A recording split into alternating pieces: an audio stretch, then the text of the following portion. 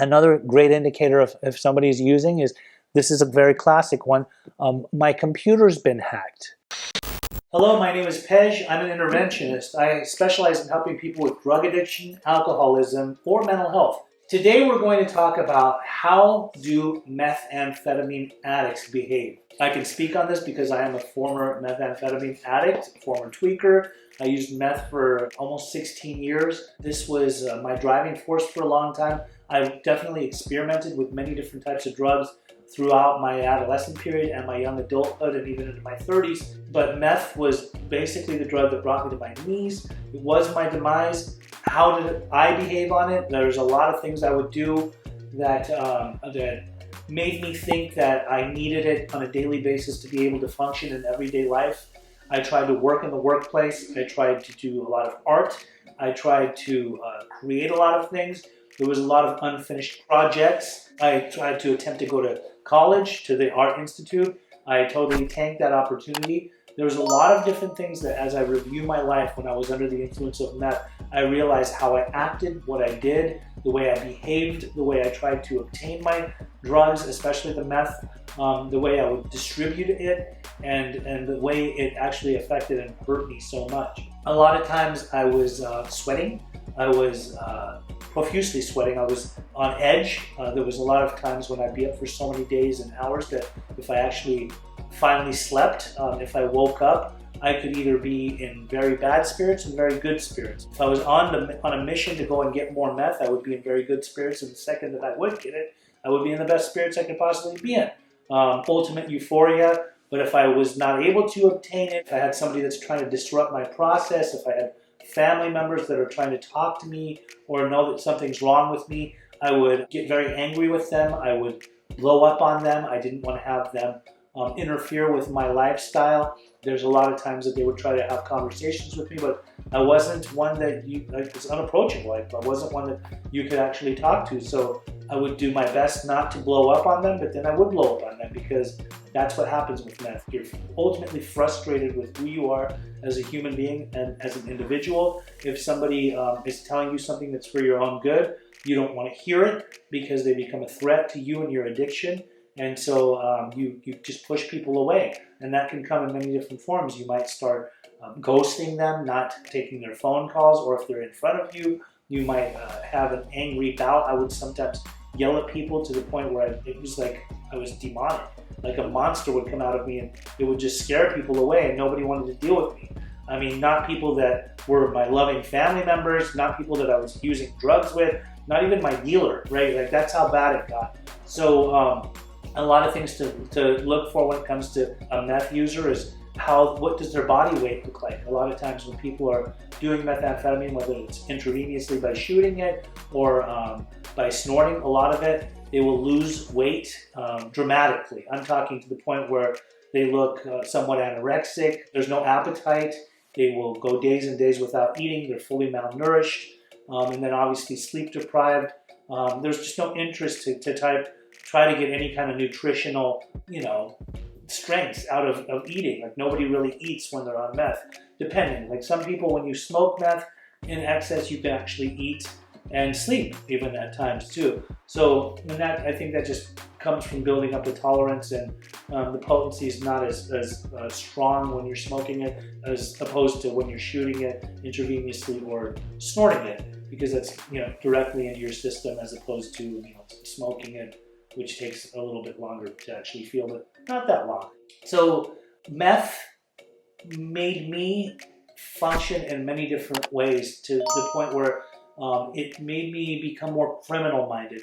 It made me feel like I was more creative. It made me feel like I could conquer the world, if you will. It made me think that I could go out and, do things that were not normal, but to me, they seemed like everyday normal life.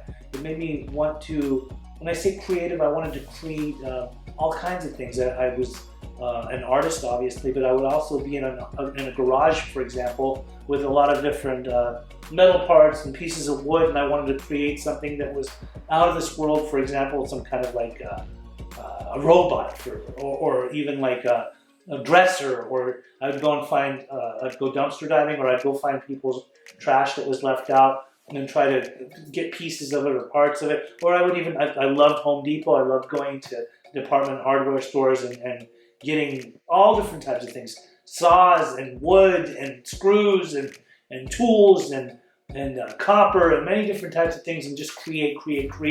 And I would do it till all hours of the night. I was talking to my mom yesterday while I was hanging out with her on Christmas. We were just laughing about, you know, there's times when she would come home and pull into the garage and see me hanging upside down from the ceiling, like trying to put a bicycle hook into the ceiling. And this is like 1 in the morning. She'd come home. I was I was 30 years old, and she'd just kind of just look at me up there and be like, "What are you doing?"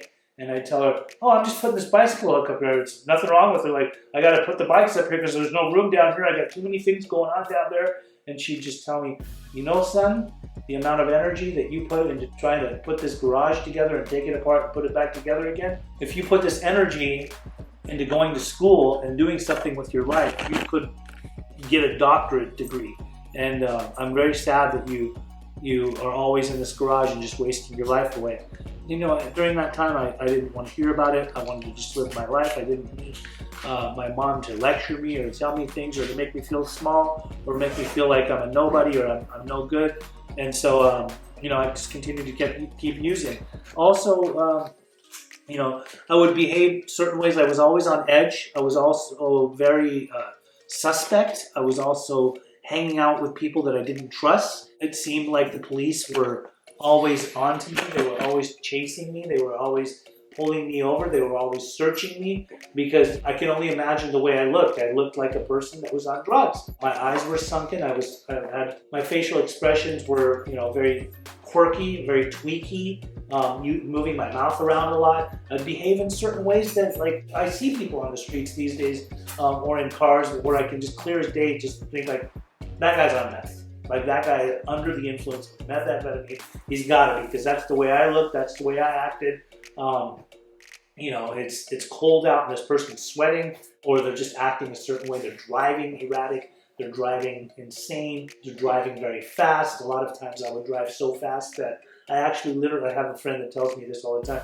Pej, do you remember when you used to have like a piece of duct tape with a sign on the inside of your windshield that said, "Slow down, Pej"? And I tell, oh my God, I totally forgot about that. But I would do that because I knew I would drive too fast all the time. Because I mean, at the end of the day, meth, side name speed, makes you go super fast, right? And so I didn't like it. It just seemed like I needed to get from point A to point B very fast, and I didn't really pay attention to how fast I was going. And I sometimes was doing 110, 120 on the streets, but that's dangerous, right? It's very dangerous. I'm putting other people's lives at risk.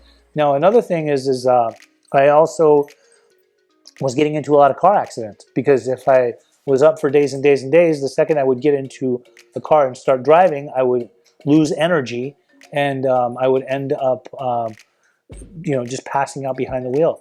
So often I would get into car accidents, major car accidents sometimes fender benders, sometimes crashing into parked cars, sometimes crashing into other things, sometimes thinking I was about to crash and there was really nothing there. You know, the mind will play tricks on you. Definitely, like when you're up for many, many days and you're sleep deprived, your imagination is constantly going in many different directions. There's so many thoughts, and there's a lot of paranoia and things like that. So definitely behind the wheel, it was complete danger. And then there's psychosis. How do a lot of meth addicts behave?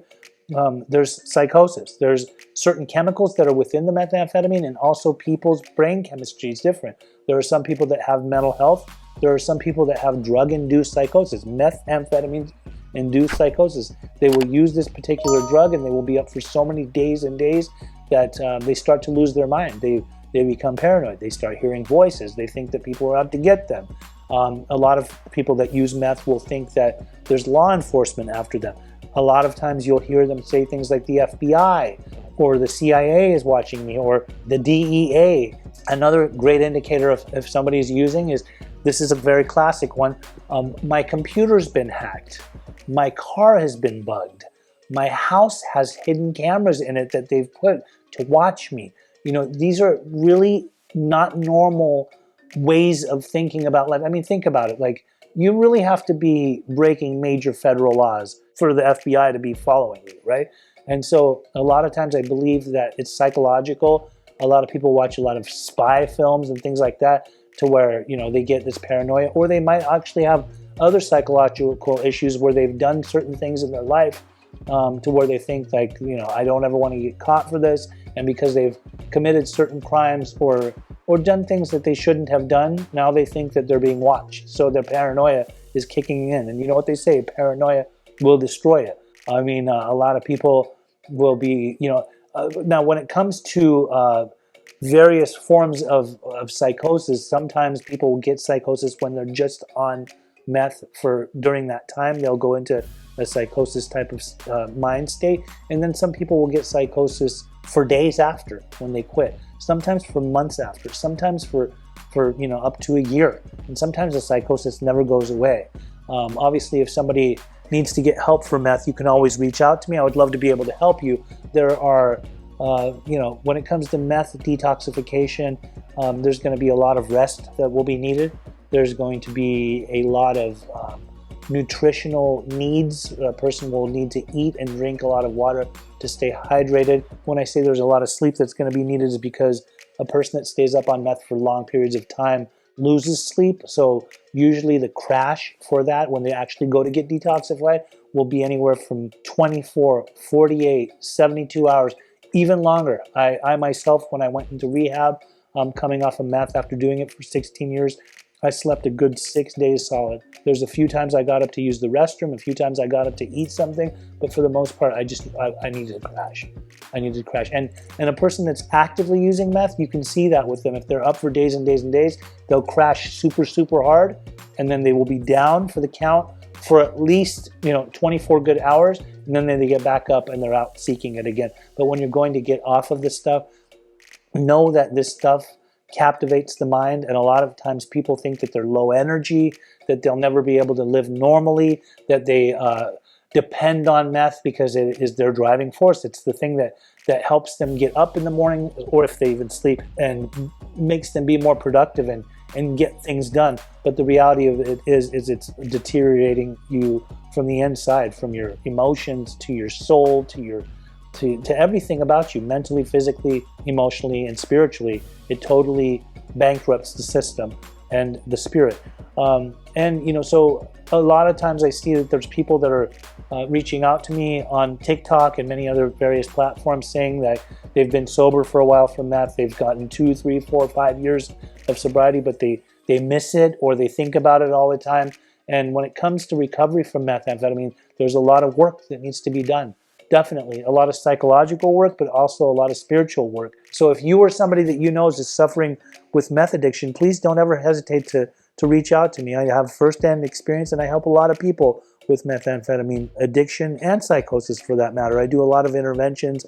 A lot of interventionists will call me in regards to meth interventions because they know that when it comes to trying to work and deal with somebody that has meth addiction, I speak their language, that language of the heart. I understand how they feel, why they feel. I meet them where they're at, and how we can try to get them the help that they need.